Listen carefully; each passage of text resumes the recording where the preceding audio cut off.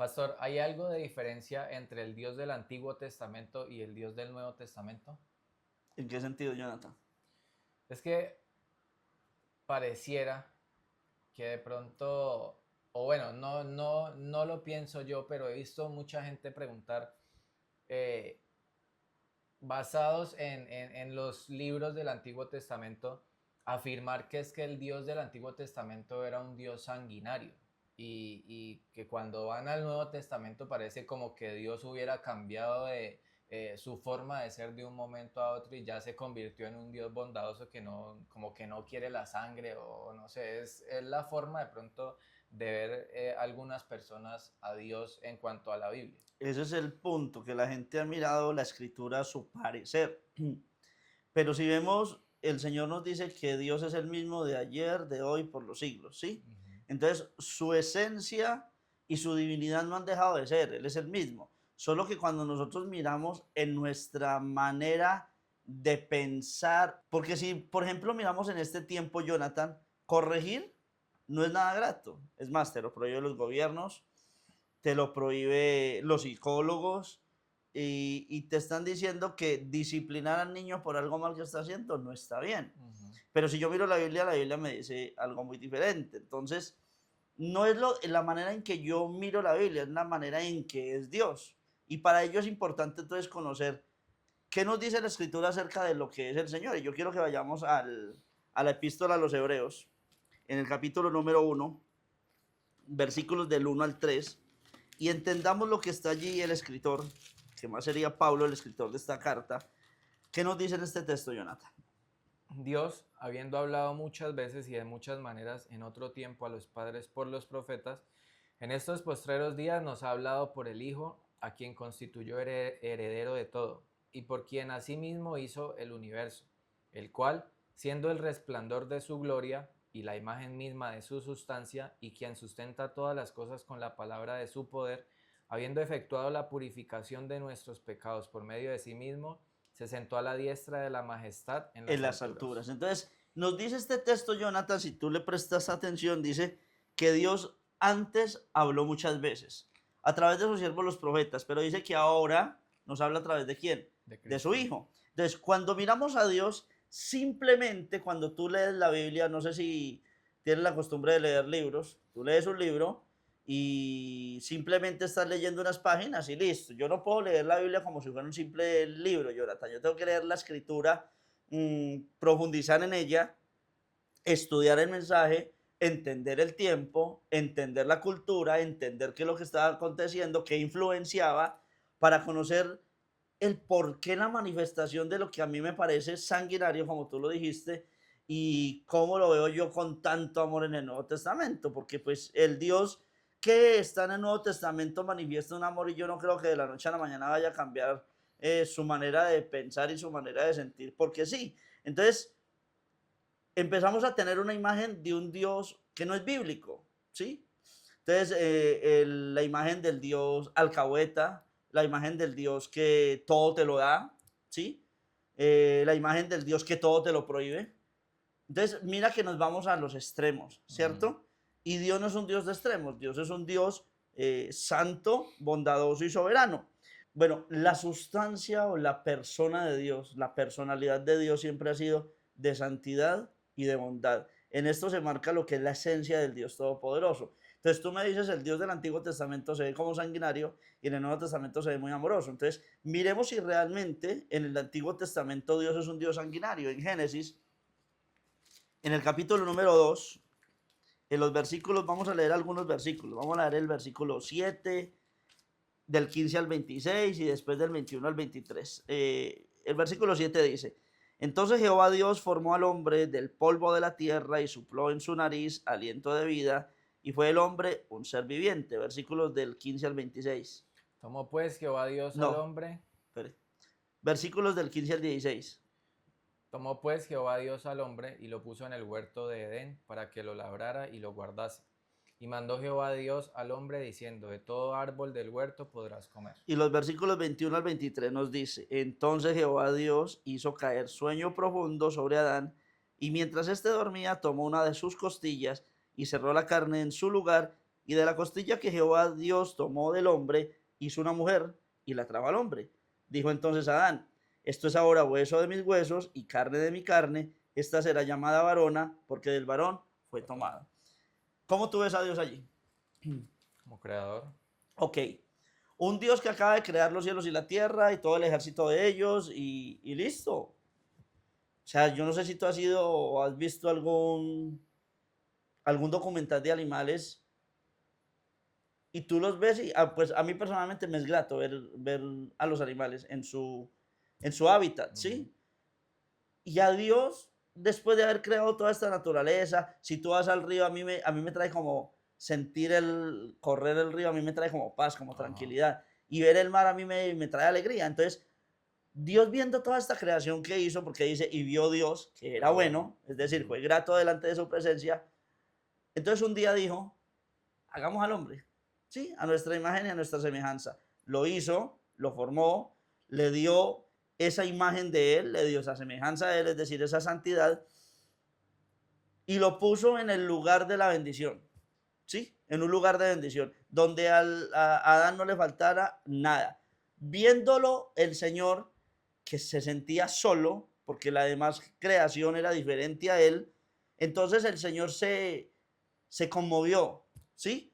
Y entonces hizo caer sueño sobre él y le dio una ayuda, una mujer con la que él pudiera compartir. Ujú.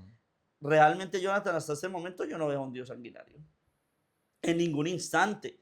Yo veo a un Dios misericordioso, un Dios de amor, un Dios que está mirando la necesidad nuestra y que las está supliendo. Ujú. Me hace recordar este texto, Jonathan, cuando el Señor Jesucristo nos dice, no habéis abierto vosotros la boca cuando el Señor ya sabe de qué cosas tenéis necesidad, ¿sí? Entonces el Señor sabía las necesidades de Adán y le suplió. Entonces yo veo acá un Dios lleno de amor. Ahora, la situación cambia. No es que haya cambiado el carácter de Dios de santidad y de bondad, pero como es un Dios santo, no tiene ninguna comunión con lo perverso, con la maldad, con la oscuridad. Entonces aquí vemos cómo cuando el ser humano se aparta de esa bendición, ¿no? De esa voluntad del Señor y peca, entonces el Señor decide manifestarles a ellos que todo tiene una consecuencia. No fue Dios el que le mandó a pecar, fue Dios el que le advirtió al hombre, no lo hagas o no desobedezcas, porque el día que tú desobedezcas vas a morir. De pronto ellos lo tomaron de una manera literal, ¿sí? Pero el Señor se estaba refiriendo de una manera espiritual, vas a morir espiritualmente. No prestaron atención, entonces Dios los echa.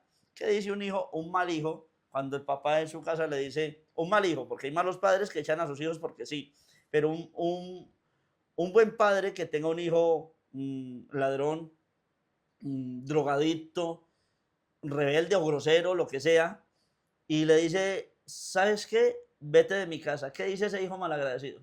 Qué mal padre. Que es un mal padre y le dice a todo el mundo que tiene una perversidad de padre, que no sabe la situación tan difícil que está viviendo, pero él no se está viendo que él es el problema. Entonces, el día que Dios echa a Adán y a Eva, pues Adán y Eva pudieron haber pensado, o Dios es malo, porque nos echa de la bendición, o realmente nosotros merecemos esto que estamos viviendo. Entonces ahí viene la perspectiva humana. Sí, lo que tú me dijiste ahorita, parece que Dios es de una manera. No, para alguna gente parece que Dios es sanguinario, pero hasta donde yo lo estoy viendo, bíblicamente es un Dios que está llenando de amor al ser humano. Claro. Pero entonces, eh, ¿en qué momento, o sea, pasa? Es que lo que pasa es que de pronto la gente lo ve así, más que todo, no en cuanto a su pueblo, porque de pronto sí, en cuanto a su pueblo Israel, Adán, bueno, todas esas personas, de pronto sí Dios muestra como esa misericordia. O sea, pues obviamente hablo desde el punto de vista de las personas, no es que yo Sí, piense esto. Pero, por ejemplo, cuando Dios le va a entregar la tierra que le prometió al pueblo de Israel, y que le dice a Moisés y a todas esas personas que pelearon contra estas naciones, por ejemplo, que les dice que no dejen, mejor dicho, ni a los bebés. Entonces, para estas personas, el hecho de que Dios diga, mejor dicho, si usted ve un bebé, mátelo. O sea, en ese punto de pronto para ellos es como así, si es un bebé que no tiene nada que ver o una persona que no tiene nada que ver con la maldad, o que de pronto no ha hecho nada malo, ¿cómo así que vaya y maten hasta los bebés? Bueno, tú me hablaste allí, Jonathan, como si Dios tuviera preferencias, Ujú, ¿sí? O escogidos, o favoritos, que sería la palabra. Pero si yo me pongo a ver el libro de Génesis, que es donde me quiero concentrar un poco más antes de avanzar, yo me pongo a mirar a partir del capítulo número 6 de Génesis y dice que miró el Señor sobre la tierra y la maldad de los hombres era mucha sobre la tierra ujú. y todo designio, todo pensamiento de su corazón era de continuo de hacer lo malo, ¿sí? Entonces, el Señor se entristeció de haber creado al ser humano, ¿sí? Porque no lo miremos simplemente en el pecado de vagar sexualmente, no lo miremos de esa manera. Miremosle que el Señor le entregó al ser humano la bendición de cuidar de la naturaleza, de enseñorearse de ella, pero para bendición. Ujú. Y tú ves que, te voy a poner un ejemplo hoy en día, en África les toca a los cuidadores de los santuarios de rinocerontes, les toca quitarles o cortarles Los cuernos. los cuernos para evitar que los cazadores furtivos Ajá. los casen. Entonces, tú ves la maldad sobre la creación. Entonces, Dios está viendo todo esto. Y tú me vas a decir, pero es que no conocías la voluntad de Dios. Entonces, ¿por qué hubo uno de toda esa generación que sí temía a Dios, que sí buscaba a Dios? Entonces, te das cuenta y a ese uno que sí temía a Dios, que sí oraba, que sí le daba la gloria al Creador, de ese uno Dios se agradó. Entonces, no es que el carácter del Señor cambie por preferencia a unos a otros, no, es que el Señor mira tu corazón, le dice a Samuel, no, Samuel, yo no actúo como tú actúas o no actúo como actúan los hombres. Tú miras el exterior. Si tú ves una persona de lejos y la ves mala carosa, y dices, uy, esta persona es bien agria. Y lo vas y la tratas y no es agria. Ajá. Sí, porque esa pareja, el Señor dice, no, yo no miro lo que tú miras, yo miro el corazón. El Señor miró el corazón de todos los hombres. Y el corazón de todos los hombres en esa época era de hacer lo malo, pero había el corazón de uno solo de querer agradar a Dios. Y yo te voy a decir algo y te voy a añadir ahí. Y es tanto el amor de Dios por ese Noé Ujú. que le salvó a la casa. Dice que solo Noé temía a Dios. Entonces tú ves, Jonathan, que ni los hijos de Noé, ni la esposa de Noé, ni las nueras de Noé temían a Dios. Pero Dios, por amor a Noé, le salva la casa. Vuelvo y te digo, ¿es un Dios sanguinario? Ah, sí, es un Dios sanguinario porque mandó el diluvio y se murió. Pobrecita la gente. No, pobrecita la gente no. Porque todo lo que tú siembres en la vida, Jonathan, va a tener una consecuencia. Sé tu mal padre y después, al final de tus días, no esperes unos buenos hijos que estén al pendiente de ti. Entonces, todo lo que yo siembro, tarde o temprano lo voy a cosechar. Pero bueno, usted ahí habla precisamente de lo que yo siembro, ok, tengo una consecuencia. Pero lo que, por ejemplo, lo que yo le hablaba ahorita de los pueblos a los que Dios mandaba a eliminar y que mandaba a eliminar hasta los bebés, ¿qué habían sembrado esos bebés? De pronto, o sea, yendo a este punto, ¿qué maldad o qué cosa habían hecho, por ejemplo, los bebés para que Dios le dijera a Josué, vaya y mate hasta los bebés de ese pueblo? Es muy real lo que estás diciendo, Jonathan. Decir, un bebé inocente va a morir sin haber cometido ningún pecado. Pero, ¿sabes, Jonathan? Hay una parte aquí en Colombia que hablan de mucha pobreza, ¿cierto? La Guajira. ¿Por qué muere de hambre la gente en La Guajira? Bueno, no la gente. ¿Por qué los niños mueren de hambre en La Guajira? No sé, por el gobierno que no ayuda, por los padres, en sí por los adultos, ¿no? Ok, No por entonces, ellos lo mismos. primero que nosotros decimos es culpa del gobierno, ¿cierto? Lo primero que decimos, de cualquier extremo que sea una persona política, vamos a meterle la culpa al gobierno. ¿Pero por qué el gobierno? ¿Por qué el culpable es el gobierno? Que ahí voy para hablarte de Dios. ¿Por qué Dios es el culpable? Si tú sabes, Jonathan, que tu economía no te alcanza ni para sostenerte a ti mismo, ¿por qué vas y te reproduces? ¿Por qué vas y embarazas a la mujer para que tengas un niño si tú sabes claramente, Jonathan, tú no eres un animalito? Tú tienes, gracias a Dios, tú tienes, gracias a Dios, la capacidad de entender, de discernir, no, de entender y de decidir, es la palabra, y de decidir. Tú sabes claramente que ni unos calzones le puedes comprar a tu esposa, entonces, ¿cómo vas a tener un niño que sabes claramente Ni que fuera uno, ¿no? eso? ¿Cómo vas a tener a un niño que sabes claramente que el niño tiene necesidades? Y sí, lo acabas de decir, los habitantes de este sector, los Guayú, no tienen uno, no tienen dos, sino tres, cuatro, cinco y seis, y saben claramente que se van a morir, pero ¿le quiere la culpa? Lo más fácil es del gobierno, no, la culpa, esos niños no se mueren por culpa del gobierno, esos niños se mueren por el adulto irresponsable que los trajo a este mundo a sufrir. Lo mismo te voy a decir de eso tan triste que me acabaste de decir, de esos bebés que tenían que morir en medio de la guerra. En medio de la guerra, muchas guerras que tú ves en la historia, no las ves en la Biblia, pero las ves en la historia, siempre muere el que esté por el camino, ¿sí? Sea niño, sea anciano, sea mujer, sea, mejor dicho, las guerras antes era una cosa terrible porque las mujeres eran violadas antes de matarlas. Entonces viene un varón de Dios, ¿sí? Porque estamos viendo que según Dios tiene escogidos o favoritos, viene uno llamado David, que toma una mujer que no le pertenecía, se acuesta con ella, la mujer queda encinta, ¿sí? Queda en embarazo, nace el niño, para no hacerte larga la historia, nace el niño y el niño se enferma. Qué pesar del niño, ¿no? Se enfermó y se murió. Pero David sabe claramente por qué ese niño se murió.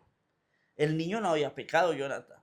No había culpa en él, pero muchas veces que la gente no ha podido entender que mis decisiones no solamente me afectan a mí, sino que afectan e involucran a los que están conmigo. Murió el niño.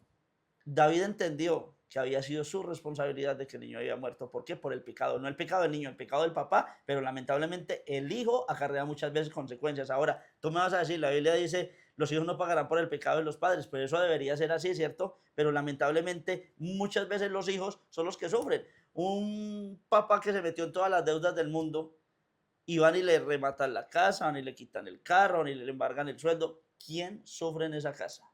Los niños, Claro. ¿cierto? Ya no tienen para ir a la institución educativa donde estaba, ya no tienen para sacarlo a recrear, ya no le pueden dar los gustos. Entonces, aunque el niño no fue el irresponsable que se metió en las deudas, pues el padre fue el que lo hizo y acarrea las consecuencias. Entonces, tú vas a entender que cuando se iban a las guerras, la guerra era o me quedo con el territorio o pierdo el territorio. Y para quedarme con el territorio, entonces necesito deshacerme y destruir todo lo que está por delante. El Señor le dice claramente a Saúl, ve a Amalek y destruye todo lo que hay. Destruye, acaba con hombres, acaba con mujeres, acaba con niños, acaba con ancianos, acaba con animales, destruye todo. ¿Por qué? Porque había una consecuencia del pecado.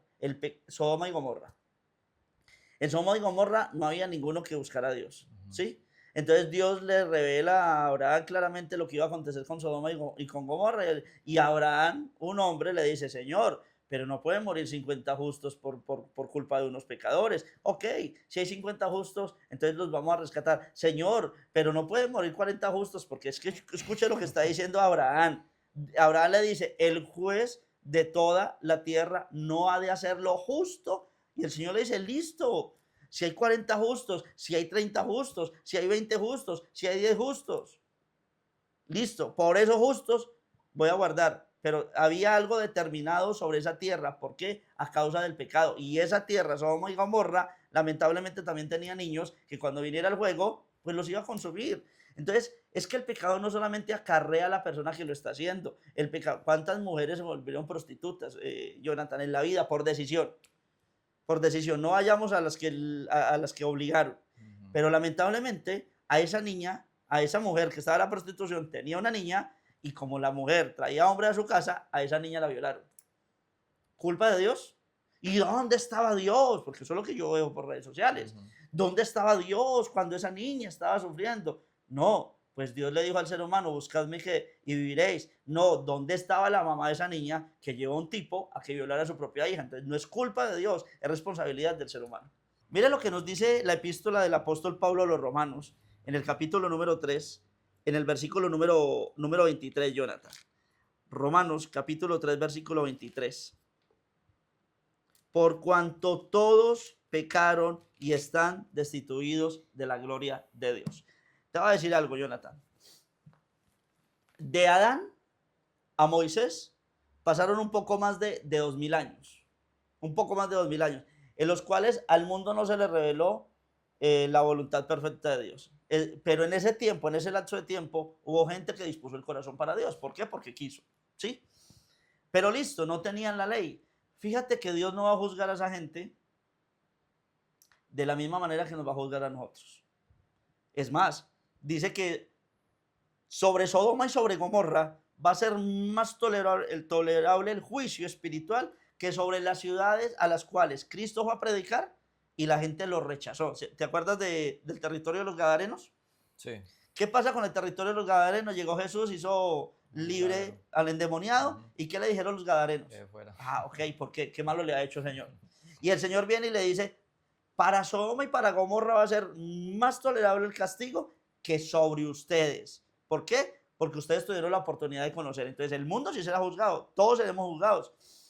Pero el mundo desde Adán hasta Moisés tiene un juicio totalmente diferente al de nosotros. No será igual de severo. Viene Dios y le revela a Moisés para el pueblo de Israel la ley, la voluntad, la ordenanza y el mandamiento. Y a partir de allí Dios le dice a Israel, esta es mi voluntad, esto es lo que yo demando, esto es lo que yo ordeno, vive en pos de ello. Tú me dijiste a mí al principio, aparte de Israel, que es el pueblo que Dios escogió, a las demás naciones les tocó sufrir. No, yo veo en Israel sufriendo. No por Dios. En Deuteronomio capítulo 28, que es un capítulo extremadamente largo, bueno, largo, extremadamente no, pero largo, el Señor le dice en los versículos del 1 al 14 las bendiciones que van a tener o obtener si obedecen a la voluntad de Dios. Pero a partir del versículo número 15 el Señor les advierte, no los amenaza, les advierte, el día que ustedes abandonen mi voluntad, ese día les va a ir mal, les va a venir las enfermedades, les va a venir las persecuciones, los enemigos que un día ustedes los destruyeron, los destruirán a ustedes, y así sucesivamente. ¿El pueblo de Israel tenía conocimiento de esto? Sí. ¿Qué hizo? Todo lo contrario a la voluntad de Dios. Entonces, ¿qué vino? Las desgracias. El libro de Jueces es un libro de desgracias para Israel, ¿sí? Lo llaman el libro de los libertadores, yo lo llamo el libro de las desgracias, porque cada vez que se veían prósperos, se olvidaban de Dios. Y cuando venía el fruto, el resultado de sus malas obras, se acordaban que Dios existía. Entonces, el pueblo de Israel entendió que era, o no tomó la palabra entender, vivió más bien, que era vivir para Dios, bendición, y que era vivir sin Dios, maldición, aunque era el pueblo que Dios había escogido. Ahora, te voy a decir algo, porque viene nuestro Señor Jesucristo y tú me dices, la cosa cambió. ¿Sí? Ya vemos un Dios amoroso, un Dios misericordioso. No, yo en toda la historia estoy viendo un Dios misericordioso, solo que la cuestión, como nos dicen hebreos, cambia.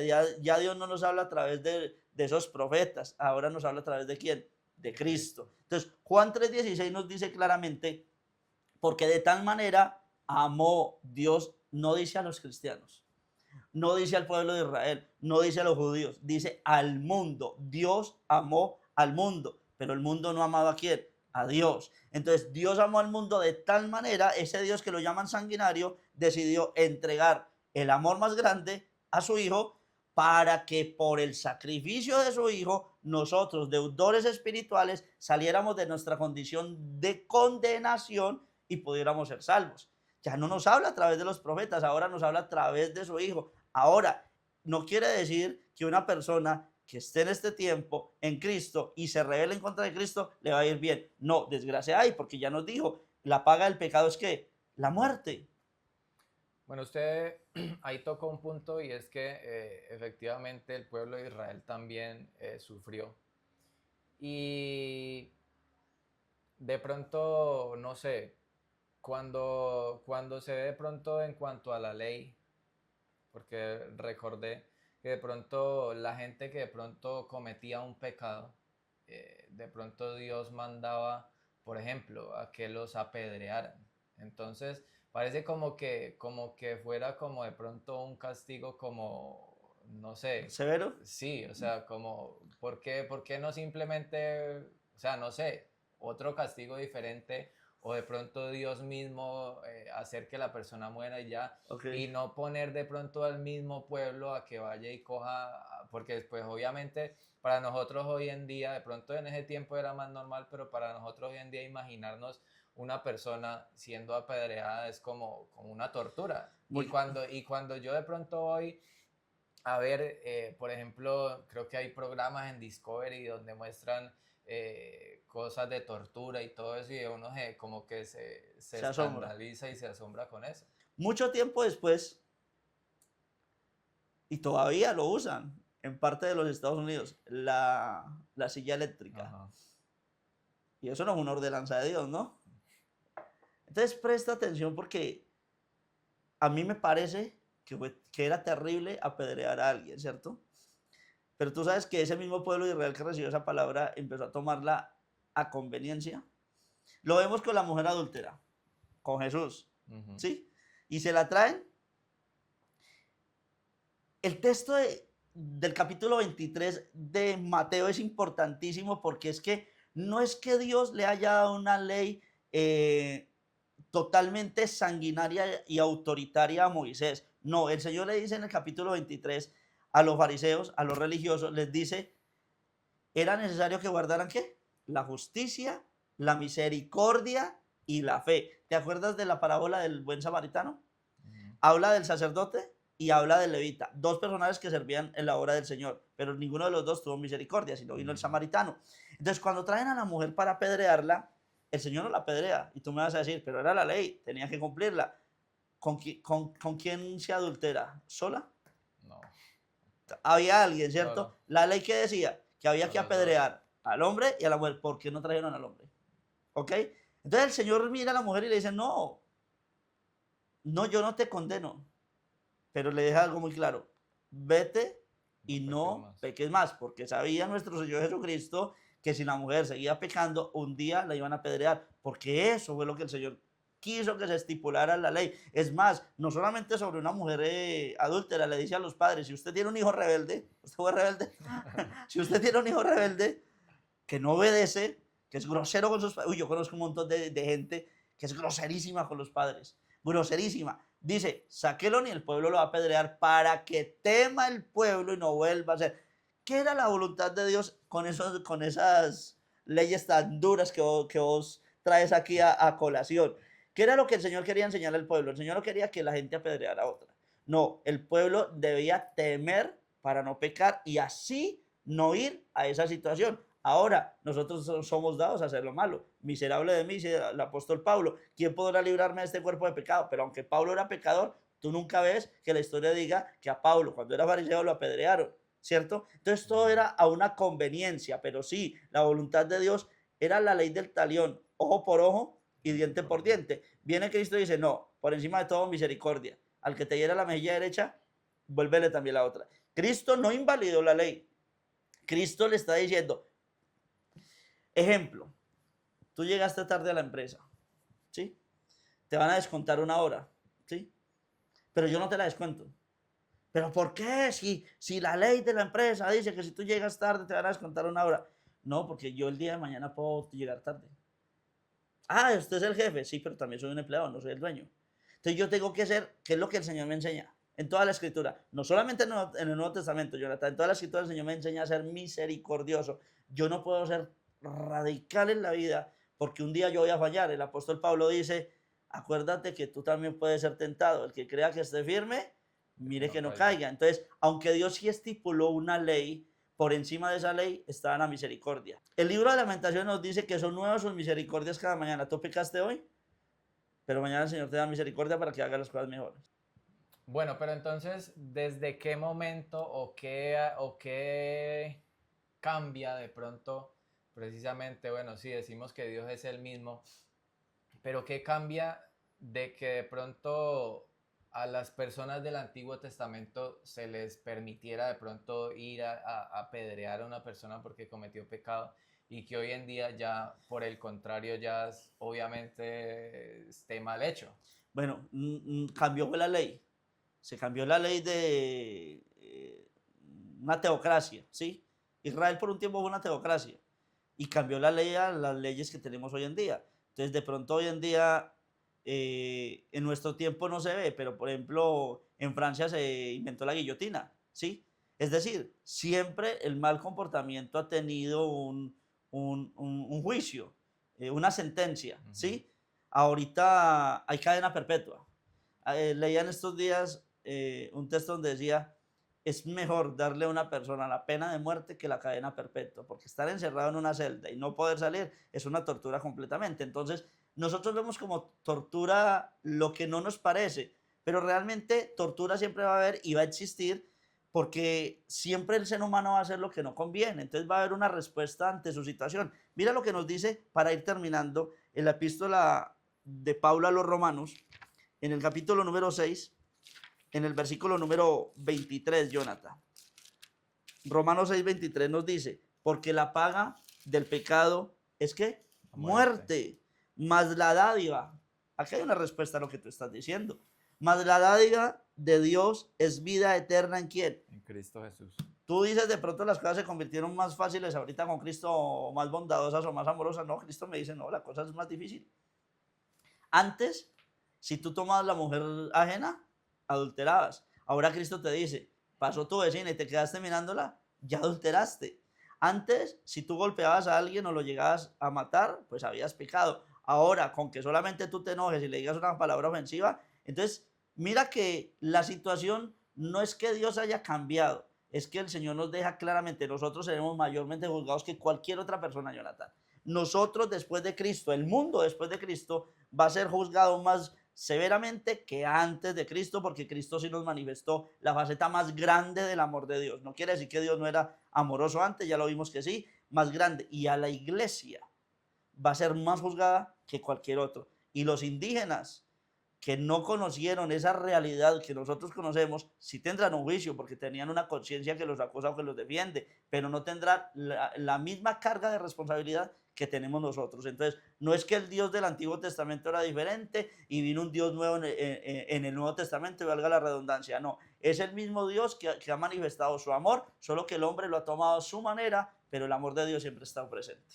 Bueno, entonces yo creo que podemos concluir que en realidad no es que Dios haya sido un tirano o un sanguinario, como lo afirman muchas personas, sino que en realidad muchas de esas cosas que pasaron en esos tiempos eran simples consecuencias del pecado de las mismas personas y que de pronto ahora esa gracia de Dios y esa misericordia que vino también a través de Cristo ya permite que de pronto las cosas sean un poquito diferentes y más llevaderas, ¿no? Sí, le añado algo porque me acuerdo de la pregunta de los niños, ¿no? Que lamentablemente en todo tiempo las acciones de los adultos van a perjudicar a los niños, no por culpa de Dios. Dios siempre ha extendido su amor, pero el ser humano ha escogido el camino más perverso para su vida, que siempre la familia lamentablemente va a tener que sufrir. Así es, muchas gracias por habernos acompañado. Esto es Eternals, un podcast que no es religioso, pero sí espiritual.